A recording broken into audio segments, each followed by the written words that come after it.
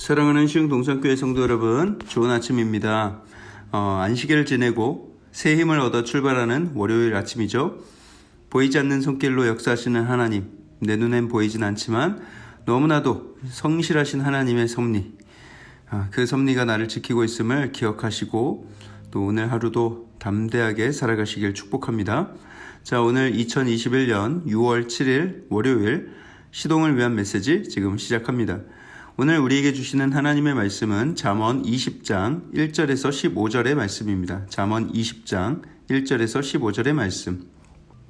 오늘 본문 중에 새로운 내용이 담긴 몇몇 구절을 뽑아서 이야기를 나누도록 하겠습니다. 먼저 1절 말씀을 함께 볼까요? 기록되길 포도주는 거만하게 하는 것이요 독주는 떠들게 하는 것이라. 이에 미혹되는 자마다 지혜가 없느니라. 이 구절 무슨 설명이 더 필요하겠습니까? 술 마시면 멍멍이 된다라는 것이죠. 술 마시고 윗사람 아랫사람 분간 못하는 사례들, 독주 마시고 말실수하는 경우들, 우리가 살면서 얼마나 많이 보았습니까? 너무 교회에만 계셔서 잘 모르십니까? 모르시는 게 약일 수 있습니다. 지난 TGIF 워십 때도 말씀드렸지만 술 마시는 행위 자체를 죄가 아니다 말할 수는 없겠지만 술에 빠져 지내거나 술에 중독되어 있거나 술을 의존하거나 또 술에서 즐거움을 찾고자 한다면 그것은 분명한 죄입니다. 이미 술이 우상이 되어 있는 것입니다. 주의하세요. 술로 인해서 더는 후회할 수 없을 만큼 크게 후회하게 될 수도 있으니까요. 오늘 본문은 그런 사람을 지혜 없는 자다 표현하고 있습니다.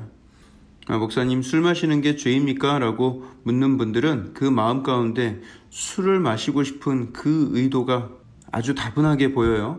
그러니까 특히 더 조심하시기를 부탁을 드리겠습니다. 우리 3절 말씀을 함께 보겠습니다. 3절에 다툼을 멀리하는 것이 사람에게 영광이거늘 미련한 자마다 다툼을 일으키느니라.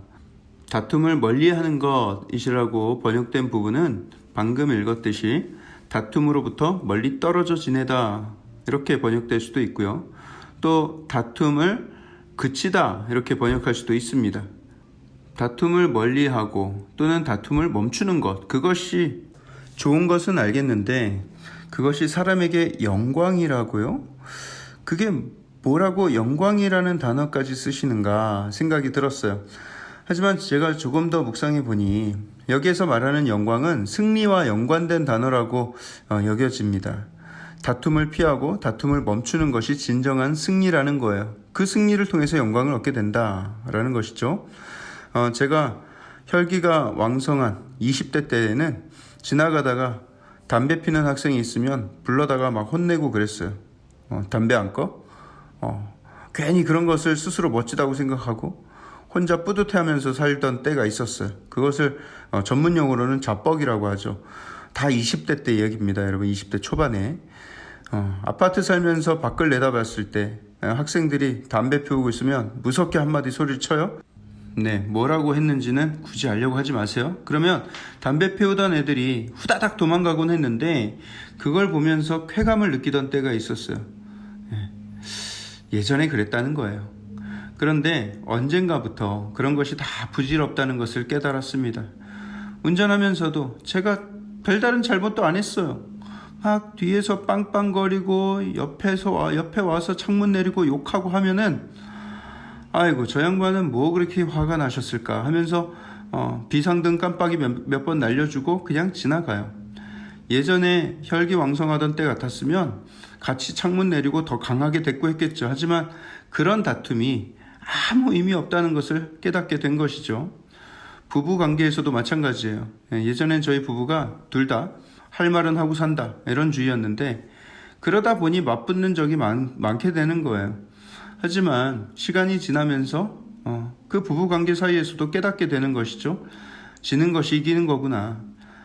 내가 아무 말 안 했는데도 아내는 이미 알고 있구나. 그러니까 상대의 실수에 대해서 내가 굳이 다그치지 않아도 상대는 이미 잘못한 것을 알고 있고 깨닫고 있고 나보다 더 괴로워하고 있더라. 그러면 모른 척 해주고 다툼을 피하고 기다려주는 것이 결국 나에게 승리가 되고 영광이 되지 않았나 이런 생각을 하게 됩니다. 다툼을 멀리하는 것이 사람에게 영광이거늘 미련한 자마다 다툼을 일으키느니라. 이 말이 더 잘 이해가 됐어요. 자, 5절 말씀도 함께 보겠습니다. 5절에 사람의 마음에 있는 모략은 깊은 물 같으니라. 그럴지라도 명철한 사람은 그것을 길어내느니라. 사람의 마음에 있는 모략은 깊은 물 같다. 어떤 사람이라도 깊이 생각하고 꾸준히 묵상하면 깊은 물을 끌어올리듯이 지혜를 끌어올릴 수 있다는 것을 말씀하고 있습니다. 지혜로운 사람이 따로 있는 것이 아니라 누구라도 그 생각 깊은 것에 있는 것을 끌어내는, 깊은 사색을 통해서 끄집어내는 사람이 명철하고 지혜로운 사람이라는 거예요. 하지만 생각을 깊이 하는 것, 묵상을 깊이 하는 것, 그것은 상당한 훈련과 인내와 노력이 필요합니다. 오늘 본문에서 깊은 물을 끌어올리는 것에 비유했듯이 말이죠. 여러분 시골에서 우물을 길어보셨습니까? 깊은 우물일수록 당겨 올리기가 얼마나 힘듭니까? 하지만 그런 노력 없이는 생수를 얻을 수 없는 거예요. 오늘날 현대사회의 특징 중에 하나는 깊이 생각하길 싫어하고 이미 피상적인 것들에 너무 익숙해진 나머지 깊은 묵상과 사색을 할 줄 모른다는 것입니다. 미디어가 주는 단편적이고 얕은 지식들, 혼자 깊이 묵상해서 얻는 지혜는 거의 없고 쉽게 얻는 지식들로 가득하죠. 그러다 보니 사람들의 말과 생각에서 깊이가 느껴지지 않는 그런 지경에 이르게 되는 것이죠. 말씀 생활도 마찬가지입니다. 여러분, 늘 말씀드리지만 이 시동을 위한 메시지는 말씀 묵상을 돕기 위함이지 말씀 묵상을 대신해드리는 서비스가 아닙니다. 여러분들 스스로 말씀을 펴놓고 한 구절 한 구절 깊이 묵상하시고 오래 사색하고 말씀을 읊조리고 곱씹는 가운데 그 말씀의 깊은 맛, 그 오묘한 맛이 느껴지고요. 또 말씀이 나의 심령에 새겨지는 경험을 하게 될 것입니다. 말씀으로 마음의 깊은 물을 길어 올려서 하늘의 지혜로 풍성한 삶을 살게 되기를 축복합니다. 12절도 보겠습니다. 듣는 귀와 보는 눈은 다 여호와께서 지으신 것이니라.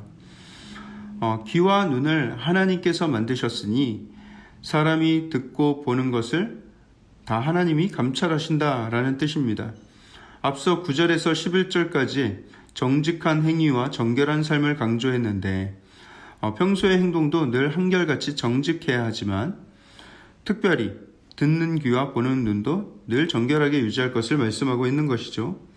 시편 94편 9절에는 같은 맥락의 말씀이 있습니다. 귀를 지으신 이가 듣지 아니하시랴?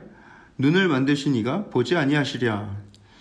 듣는 귀와 보는 눈을 창조하신 하나님께서 이 듣는 것과 보는 것에 얼마나 능하시겠느냐? 너희는 늘 듣는 것도 주의하고 보는 것도 주의하여서 거룩을 유지해라 라는 그런 말씀이시죠. 아까도 미디어에 대해서 이런저런 얘기를 했지만 우리가 미디어를 통해서 보는 것들도 상당히 주의할 필요가 있습니다. 예전에는 음란한 것들, 퇴폐적인 것들, 그런 것들은 내가 적극적으로 찾아봐야만 볼 수 있었던 것들이었어요. 하지만 요즘에 어떻습니까? 손안에 다 있어요. 몇 번의 터치만으로 그 모든 것들이 다 이루어져요. 그러니 여러분, 우리가 얼마나 쉽게 우리의 눈과 귀를 거룩하지 못한 것에 노출시키며 살아가고 있습니까? 우리가 하나님의 자녀로서 거룩한 것에, 또 좋은 것에, 선한 것에 우리의 마음과 생각을 두고 또 거룩한 삶을 유지하여 살아가는 것, 그것이 하나님께서 너무나도 기뻐하시는 삶일 줄 믿습니다. 성경에서 말하는 거룩은 구별된 삶을 이야기를 합니다. 이 세상이 더럽고 추하고 악하지만 그 안에서 구분되어 사는 삶, 구별되어 사는 삶을 이야기를 하는 것이죠. 주의 자녀답게 구별되어 거룩한 삶을 살아가는 저와 여러분들 되길 주님의 이름으로 축복합니다.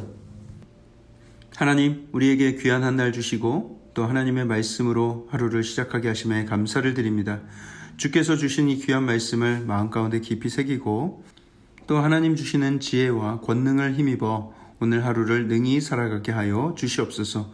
주님의 영광 위에 살겠습니다. 이 모든 말씀을 살아계신 예수 그리스도 이름으로 감사하며 기도합니다. 아멘. 여러분, 오늘 하루 하나님의 은혜 가운데 승리하십시오. 감사합니다.